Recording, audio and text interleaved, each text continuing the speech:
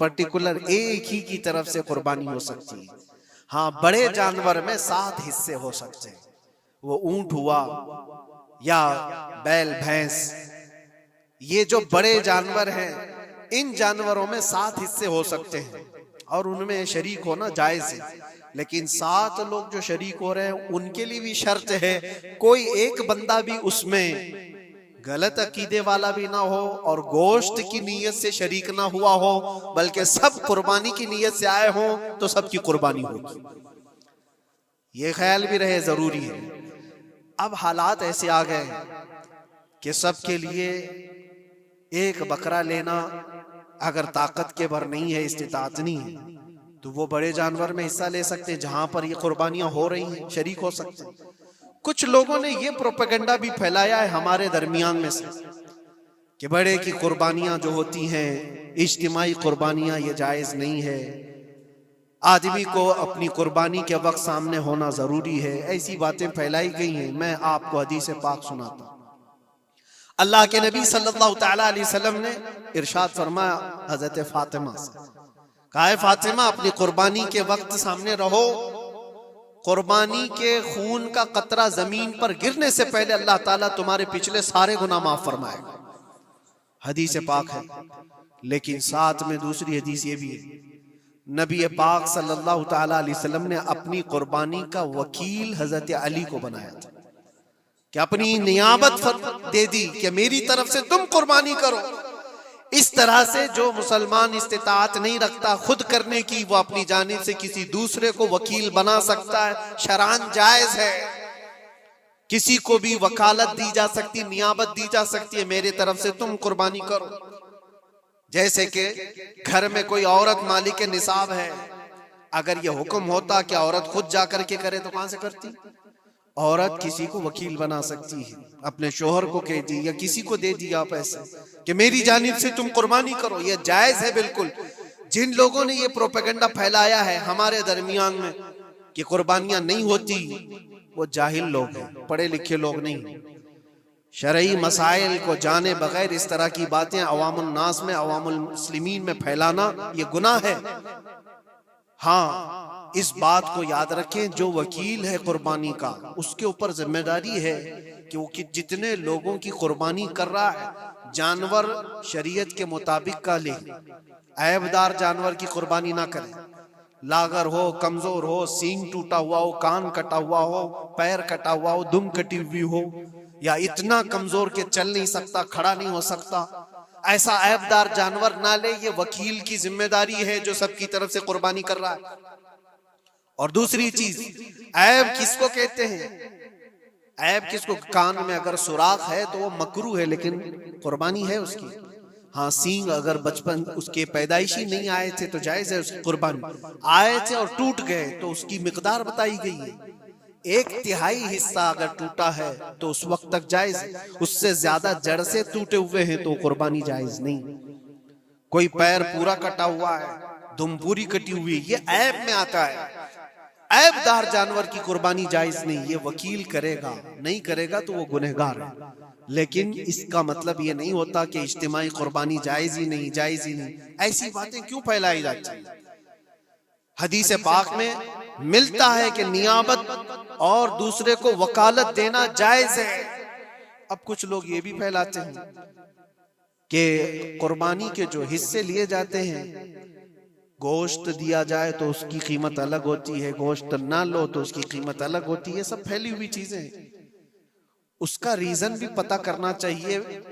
ऐसी बगैर इल्म के बात करने से 4000-5000 रुपये का एक हिस्सा आता है अगर शहर में कोई बड़ा जानवर जबा करे, क्योंकि महंगा मिलता है बैल, और बाहर जब जाकर के कोई जबा कर रहा है तो वही एक हिस्सा 1500 रुपए में, 2000 में हो जाता है।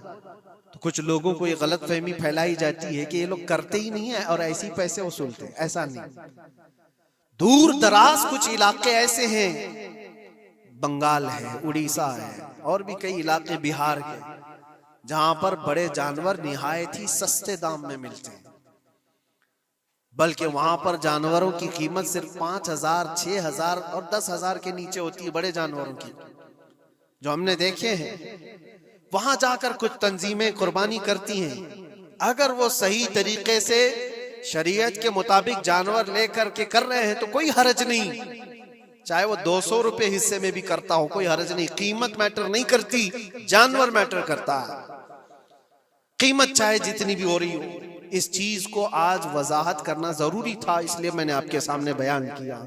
गलत फहमियों में ना फैले, गलत फहमियां ना फैलाएं, खुद भी बचे। हाँ, अफजल क्या है?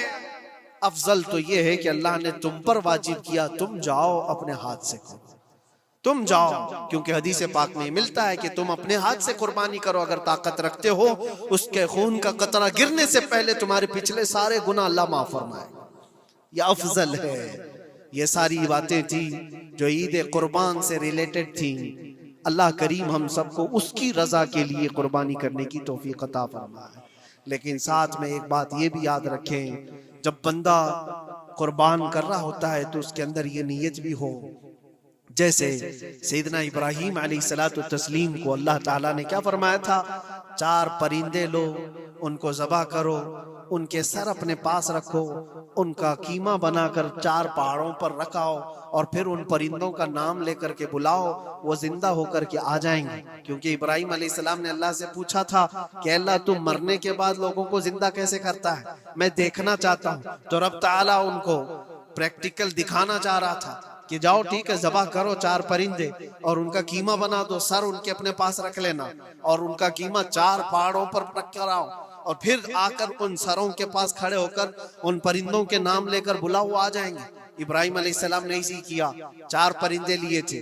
क्या क्या लिए थे आपको मैं बताऊं, एक मुर्गा था, एक कौवा था, एक कबूतर था और एक मोर था। परिंदों के नाम याद रख लें, कौवा है, मुर्गा है, कबूतर है और मोर है। चारों को ज़बह किया, उनके सर अपने पास रखे और जिस्म के सब कीमा बना दिया और 4 जगह पर मिक्स करके उनको रखा है। फिर आकर यहाँ खड़े हुए और पुकारा उन परिंदों का नाम लेकर, अल्लाह के हुक्म से आ जाओ। वो कीमा हवा में उड़ा, जिस्म बना और वैसी बगैर सर के उड़ता हुआ आया और अपने अपने सर से जुड़ करके वो जिंदा परिंदा हो गया। कुरान पाक में ये है मौजूद। 3 पारे में रब तबारक व तआला ने फरमाया, वइज़ क़ाला इब्राहीम रब्बी अरिनी कैफ़ तुह्यिल मौता क़ाल अवलम तुअमिन क़ाल बला क़ाल वलाकिन लियत्मइन्न क़ल्बी क़ाल फ़ख़ुज़ अर्बअतम मिनत-तैर फ़सुरहुन्न इलैका थुम्मा इजअल अला कुल्लि जबलिन मिनहुन्न जुज़अन थुम्मा उद्उहुन्न यअतीनका सअया वअलम अन्नल्लाह अज़ीज़ुन हकीम। ये अल्लाह तबारक व तआला ने पूरा कुरान में फरमाया कि इब्राहीम अलैहिस्सलाम ने ये जो किया। अब सुनिए, सब सनाबिल शरीफ में मीर अब्दुल वाहिद बिलगरामी रहमतुल्लाह अलैह लिखते हैं कि 4 परिंदों का जो इंतखाब हुआ था ना, 4 परिंदे जो चुने गए थे, कौन से थे? कौवा, मुर्गा, कबूतर, मोर। असल में जो है इनकी हर एक की एक खासियत है। कौवा लालची बहुत होता है, कौवा लालची बहुत होता है। मुर्गा उसके अंदर शहवत बहुत ज्यादा है, औरत की ख्वाहिश। मुर्गे के अंदर ख्वाहिश शहवत ज्यादा होती है और कबूतर के अंदर दोस्ती करने की आदत ज्यादा होती है, जल्दी दोस्ती करता है। और मोर के अंदर दिखावे की आदत ज्यादा होती है, अपनी खूबसूरती का इजहार बार बार करता है। तो ये 4 चीजें उनके अंदर है, ये 4 परिंदों के अंदर। सूफिया इकराम फरमाते हैं, दर हकीकत आपको हुक्म था इन जानवरों को ज़बह का नहीं था। कौवे की लालच को ज़बह करो, मुर्गे की शहवत को ज़बह करो और बिना वजह के कबूतर की जो दोस्ती है हर आयरे गैरे से, इस दोस्ती के को खता करो और मोर की दिखावे की आदत को ज़बह करो। ये 4 बुरी आदतों को ज़बह करो तो अल्लाह की कुदरत के मुशाहिदे देखने मिलेंगे। दर हकीकत वहां पर सूफिया इकराम में फरमाते हैं, और यही बात है कि शैतान को जब कंकरियां मारने के लिए हुज्जात जाते हैं, वो तो एक पिल्लर है जिसको कंकरियां मारते हैं। वहां एक पिल्लर है, उस पिल्लर को कंकरियां मार करके आते हैं। लेकिन मेरे अजीजों, तसव्वुर ये होनी चाहिए, जिंदगी भर जो शैतान मुझे बहकाता है मैं उसको कंकरियां मार रहा हूं। अगर तुम्हारी नीयत साले हुई और कंकरी लग गई तो यकीनन जिंदगी भर शैतान की शरारतों से महफूज हो जाओ। तुमने अपने शैतान को जख्मी कर दिया, इसीलिए जिसका हज कबूल हो जाता है उसकी कंकरी वहां से उठा ली जाती। वरना तो 40 लाख लोग 70-70 कंकरियां मार करके आए तो पहाड़ बन जाना चाहिए, लेकिन कोई पहाड़ नहीं होता वहां कंकरियों का, जाकर देखें ना ही उसको उठाया जा रहा है। लेकिन हदीस पाक में जिस हाजी का हज कबूल होता है उसकी कंकरियां उठा ली जाती है, वो शैतान को लग चुकी है। तो नीयत का दारो मदार है। इसीलिए सबसे पहले मैंने आयत यही पढ़ी, रब ताला फरमाता लन यनालल्लाह लुहुमुहा वला दिमाउहा वलाकिन यनालुहु तक़वा मिनकुम। हरगिज हरगिज तुम्हारा गोश्त, तुम्हारा बहाया हुआ खून अल्लाह तक नहीं पहुंचता, बल्कि इसके पीछे जो तुम्हारी खालिस नीयत है, जो तकवा है, वो अल्लाह तक पहुंचता है।